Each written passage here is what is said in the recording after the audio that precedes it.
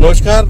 और अपने कार्यक्रम अबू अखाड़ा के साथ एक ऐसे गांव में जा रहे हैं जहां से वृक्षारोपण करके श्रीमती चामी मुर्मू ने राष्ट्रपति पुरस्कार पाया।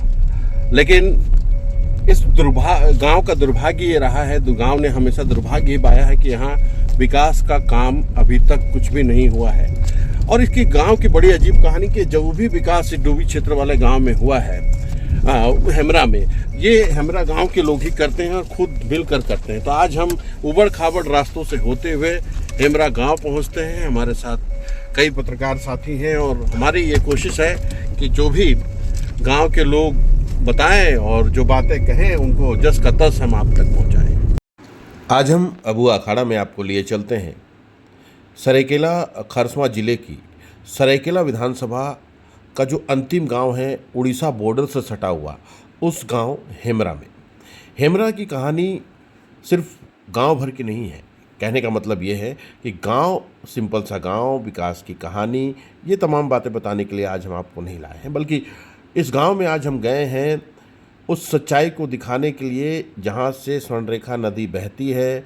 ईचा खरकई बांध को लेकर बहुत सारी कहानी कहती है, और जब कहानियाँ कहती है और कहानियों में से जब कहानी निकलती है तो लोग उतना ही जानते हैं जितना ईचा खरकई बांध का मुद्दा है। 40-44 साल पहले शुरू हुआ, आज तक नहीं बना, इलेक्शन के समय विरोध होता है, बहुत तरह की बातें होती हैं। कई तरह के समाचार भी हमारे दर्शक देखते रहते हैं ईचा खरकई बांध को लेकर। लेकिन जिस गांव में हेमरा में हम हैं, यहाँ की विकास गाथा को अगर देखें तो जो भी विकास यहाँ नज़र आता है वो ग्राम समिति ने की है, गाँव की सभा ने की है, और इसका फंड भी वही जुगाड़ करती है और किसी तरह बिजली ले आती है, किसी तरह प्रयास करके बच्चों को पढ़ाने की व्यवस्था करती है और किसी तरह से पानी की टंकी बहुत प्रयासों के बाद लगवा लेती है। हेमरा गांव में 10,000 एकड़ से अधिक की भूमि है और इसमें से 255 एकड़ सरकारी भूमि है, और ये सारी भूमि डूबी क्षेत्र में आती है। बरसों से यहाँ थोड़े थोड़े इलाकों में खेती होती है, एक आध दो तालाब मौजूद हैं। ईचा खरकई बांध में डूबने वाले इस गांव की एक और अद्भुत कहानी है। इस गांव में तकरीबन 500 आम के पेड़ लगाए गए थे। एक एनजीओ जो राजनगर की है उसने आम के पेड़ लगाए, और जब पेड़ लगाए गए तो इतना उसका प्रभाव पड़ा और इतनी चर्चित वो एनजीओ हुई कि उन्हें राष्ट्रपति पुरस्कार मिल गया।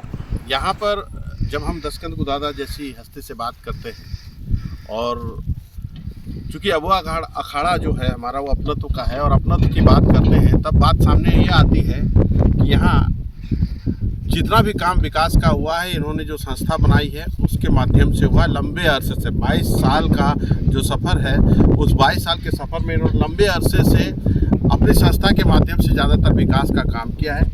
और यहाँ जो आम के पेड़ लगाए गए दशकंद जी की ज़मीन पर हैं, और राष्ट्रपति पुरस्कार भी मिला है इसी गांव की वजह से।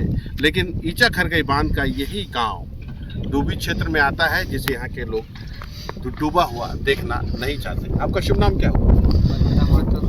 अच्छा, वंदना महतो जी, आप एक बात बताइए, ये बहुत महत्वपूर्ण गांव है आपका, और यहाँ कभी MP MLA विधायक किसी को देखा कि नहीं देखा? देखने का तो नहीं देखे हैं, खाली नाम सुनते हैं बाहर गांव में, लेकिन मेरे गांव में प्रवेश करते हुए नहीं देखे।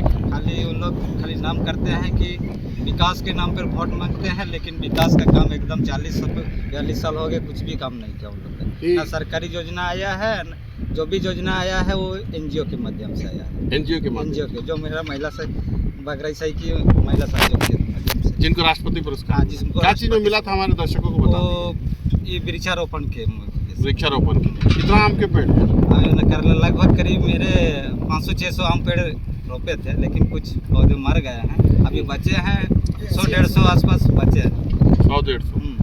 तो ये मतलब दर्द क्या है आप लोग का, जब MP MLA अभी वोट के समय आपके गांव का प्रयोग करते हैं, बोलते हैं कि वोट लेंगे कि नहीं लेंगे, आप लोग बोलते हैं देंगे कि नहीं देंगे, तो अब आपको कैसा लगता है? इस बीच में पहले भी हम लोग इनका ये किए थे कि इसके बहिष्कार भी किए थे। MLA MP का भी चुनाव के माध्यम में हम लोग बहिष्कार किए थे, लेकिन उसके बहिष्कार करने के बाद भी हम लोग को समझाया था कि डेवलप धीरे धीरे हम लोग करेंगे गांव को, लेकिन लोग गांव को डेवलप नहीं किया है, आज तक भी नहीं किया। अभी हमारे जो गांव की वासियों का जो निर्णय है कि जब तक गांव में विकास नहीं, जैसे कि आपको आवास नहीं करता, किसी का भी नहीं है। इस वजह से अभी हम लोग सोच रहे हैं कि कोई वोट देना हो नेशनल पार्टी को कि करें। खाली उन लोग मुद्दा बना के आते हैं, सीजन में एक बार आते हैं और उन लोग बोलते हैं कि हाँ मेरा पर्व है, आप वोट दीजिए। अच्छा, पर्व है, हाँ, पर्व है, मेरा वोट दीजिए। हाँ, पर्व तो सबका है, एक दिन का पर्व है, सब दिन का तो पर्व नहीं है। इसीलिए हम लोग वोट देंगे ना। वोट तो देंगे, लेकिन हम लोग का जो विकास काम नहीं हुआ है, तो अभी हम लोग सोच रहे हैं कि वोट तो उसी को देंगे जो हमारा गांव में पहले से आएंगे और जो बैठेंगे गांव में और विकास का काम करने के लगेंगे, तभी जगह। बहुत बहुत धन्यवाद आपका। तो यहाँ तो आम के बगान को लेकर आपको यहाँ से